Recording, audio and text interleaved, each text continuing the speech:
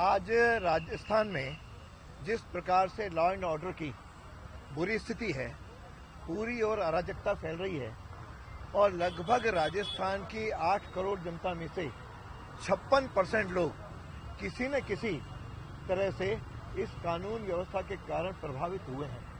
चाहे वो लूट हो, चाहे खसोट हो, चाहे गैंगवार हो, चाहे बलात्कार हो, किसी न किसी रूप में, चाहे चोरी हो, इन सब में 56% लोग प्रभावित होते हैं और आज 70% लोग लॉ एंड ऑर्डर को आउट ऑफ कंट्रोल मानते हैं। इस प्रकार की जब दुर्दशा हो, वो चाहे सीकर हो, चाहे सवाई माधोपुर हो, चाहे चित्तौड़ हो, चाहे उदयपुर हो, चाहे जयपुर हो, सब जगह जिस प्रकार से पिछले दिनों गैंगवार हुई है और अवैध हथियारों की यहाँ पे उपलब्धि बढ़ी है, यहाँ तक कि मोबाइल के कॉस्ट पर आज पिस्तौल उपलब्ध है और पूरी तरह अपराधी बेखौफ होकर के राजस्थान में घूम रहे हैं।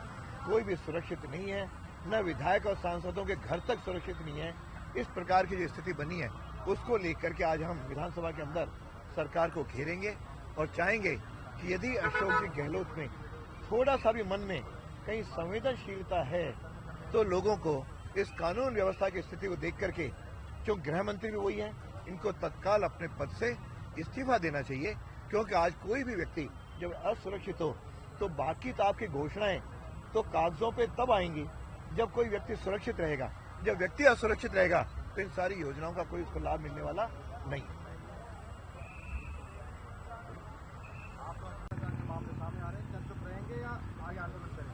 मुझे लगता है कि सचिन पायलट ने कुर्सी के खातिर अशोक गहलोत के साथ या ऊपर के लोगों के साथ समझौता कर लिया है।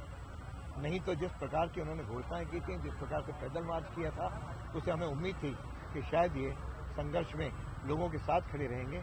लेकिन मुझे लगता है कि सत्ता संघर्ष के सामने भावी हो गई, इसलिए उन्होंने सत्ता के साथ समझौता किया है। इसलिए उनसे किसी प्रकार का कोई युवा उम्मीद नहीं करता।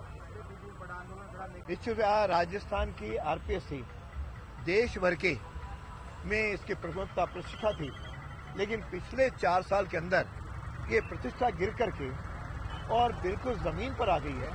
यहाँ के मेंबर किस तरह से गिरफ्तार हुए हैं और अभी जिस प्रकार का जो ईओ को लेकर के जो उनके प्रकरण हुआ है, जिसमें 18 लाख रुपए एक कांग्रेस के नेता गिरफ्तार हुए हैं, और मुझे लगता है कि इन्होंने एसीबी ने बहुत जल्दी निष्कर्ष दे दिया कि और कोई नेता और कोई इनका व्यक्ति जो सदस्य है या अधिकारी शामिल नहीं है।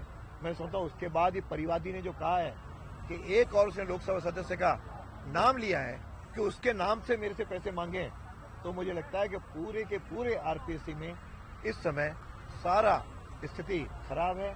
किसी व्यक्ति के बारे में नहीं कहा जा सकता, केवल पैसों के आधार पर नियुक्तियां हो रही हैं।